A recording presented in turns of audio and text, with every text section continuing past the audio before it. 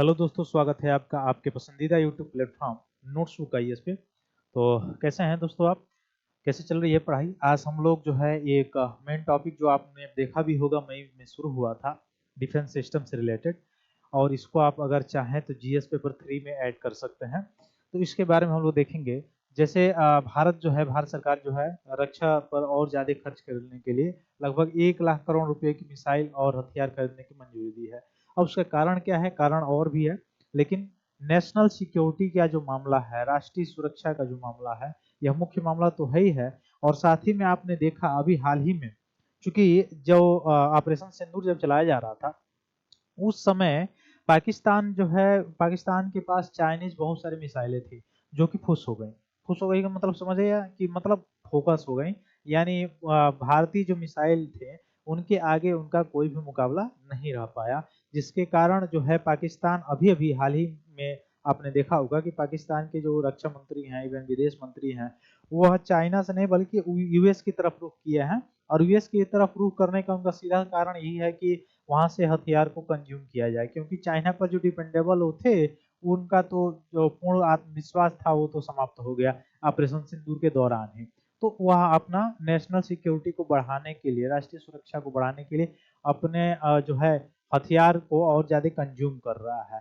Even सिफरी की जो report थी, उस रिपोर्ट में भी हम लोगों ने देखा कि कौन कौन ऐसे देश हैं जो सबसे ज्यादा कंज्यूम करते हैं हथियारों को। साथ ही साथ आप देखेंगे कि कंज्यूम करने से क्या होता है, तो एक पॉजिटिव वे में देखें तो इससे शांति का माहौल मतलब बनता है। ऐसा इसलिए कहा जा सकता है कि किसी राष्ट्र के पास अगर मुख्य रूप से देखा जाए तो राष्ट्रीय शक्ति अगर मजबूत है, तो अन्य जो राष्ट्र है वह उस पे युद्ध या आने वाला जो युद्ध है वो भी टल जाता है। पहला इंस्टेंस मुख्य रूप से अगर देखेंगे तो ये होगा। दूसरी बात अगर देखा जाए तो इस वे में भी कह सकते हैं कि भारत को या किसी भी राष्ट्र को, हालांकि हम लोग भारत के हैं तो भारतीय से रिलेटेड ही बात करेंगे, तो उसमें भारत है तो उसको आत्मनिर्भर बनने के लिए मेक इन इंडिया या कौशल अभियान जो चलाया गया था, यह कार्यक्रम के तहत अपने वहाँ डोमेस्टिक लेवल पर जो है सबसे ज्यादा मैन्युफैक्चरिंग बढ़ानी चाहिए। और डोमेस्टिक लेवल पर मैन्युफैक्चरिंग अगर बढ़ेगा तो रोजगार से लेकर सभी चीजें बढ़ेगी। साथ ही साथ प्राइवेट एंटिटीज जो है, अगर उनका योगदान इसमें रहेगा तो साथ ही साथ अर्थव्यवस्था और बूम करेगा। और साथ ही साथ क्या होगा, ज्यादा मात्रा में जब यहाँ पे उत्पादन होगा, मैन्युफैक्चरिंग होगी, तो अलग अलग देशों को हम क्या कर सकते हैं, सेल भी कर सकते हैं, बेच भी सकते हैं। ठीक है। जैसे अभी एक एग्जांपल आप देख सकते हैं ब्रह्मोस का। ब्रह्मोस को हम लोग जो है साउथ ईस्ट एशिया में जो है सप्लाई भी किया जाता है। इवन आकाश मिसाइल जो चर्चा में रहा अभी इसके दौरान, ऑपरेशन सिंदूर के दौरान, इसको ब्राजील जो है अभी कंज्यूम करने के लिए तत्पर है। तो इससे क्या होगा, जितना ज्यादा मैन्युफैक्चरिंग होगी, रोजगार से लेके जीडीपी से लेके जो राष्ट्रीय सुरक्षा है उससे लेके और तकनीकी सुरक्षा से लेके साथ ही साथ जो हमारा जो निर्यात है वो सभी सभी क्या होंगे, पॉजिटिव होंगे। ठीक है। तो उसी के लिए और मंजूरी दी गई है अभी।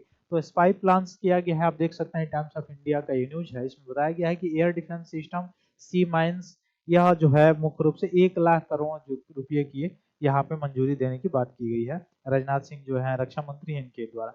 अच्छा, एक संस्था है BRO, बॉर्डर रोड ऑर्गेनाइजेशन।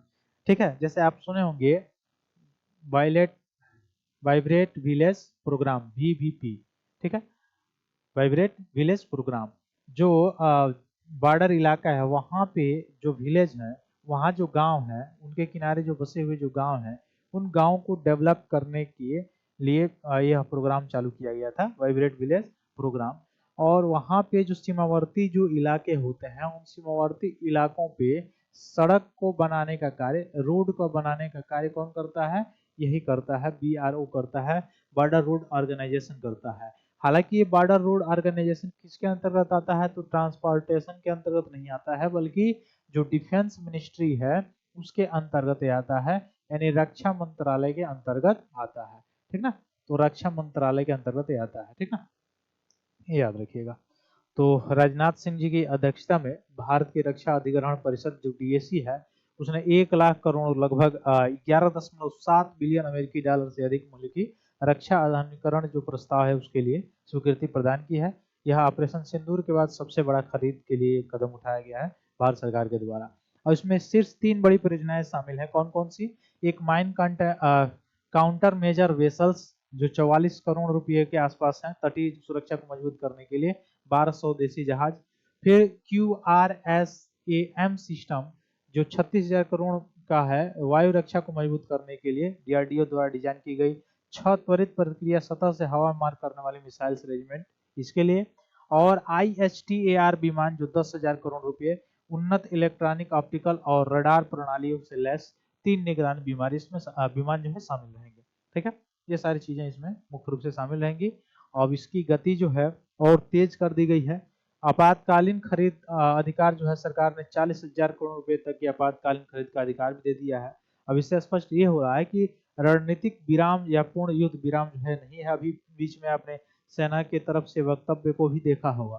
ठीक है, और ब्रह्मोस जो है आप याद रखिएगा, ब्रह्मोस कैसा मिसाइल है, सुपरसोनिक है अथवा सोनिक है या हाइपरसोनिक है। ऑप्शन में आप कमेंट बॉक्स में जरूर बताइएगा कि ब्रह्मोस कैसा मिसाइल है। ठीक है, तो ये सारी चीजें हैं। फिर आज के लिए जो है आज का वीडियो यहीं तक हम लोग समाप्त करते हैं। फिर मिलते हैं अपनी अगली क्लास में, तब तक के लिए बहुत बहुत धन्यवाद दोस्तों। जय हिंद।